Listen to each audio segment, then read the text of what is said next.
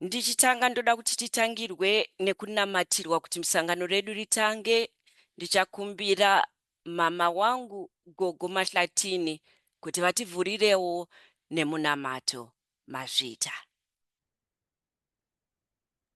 Amen. Amen. Pamusoro vafundisi ngatinamate pamusoro mwana wangu.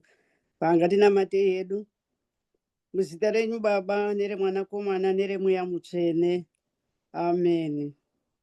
Kunemi Baba makatendeka, Baba wenyasha zhinji. Tiri kuuya pasi pachigaro chenyu chenyasha chitsvene pazuva iro rino Baba.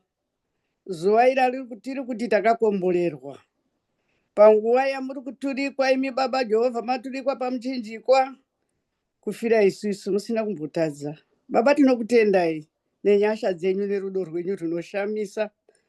Baba vangu Ishe vakururama, tiri kutenda newese wauya, wafudzi wedu vari kuda kuti pashoko, vatungamiri, vanamati, vaimbi newese pasi pese pamuri kukudzwa Mwari.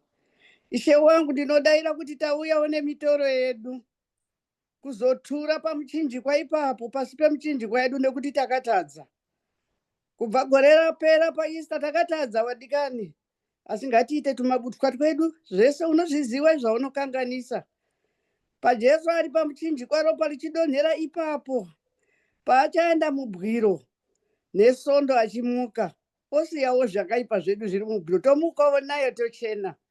Baba taakuunza vatauri wedu Baba, kuti wakomborerei, watidzidzise shoko iro anotaura rigoritidzidzisa, rigotirapa, tigofamba naro. Ndanamata nekutenda tiri muzita raBaba neremwanakomana neremweya mutsvene. Amen. Amen. Gogo tinotenda. Iye zvinezvi ndaakudaidza kamwana kedu Naomi Sky and her mother and her Nini grandmother Sinikiwe Valcott to sing for us.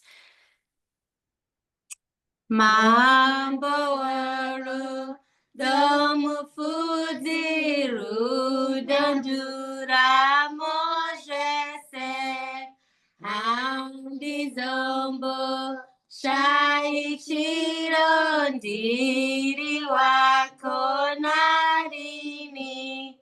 Mambo waro domufudzi rudandura mojese handizombo shaichiro ndiri wako narini. Mazvita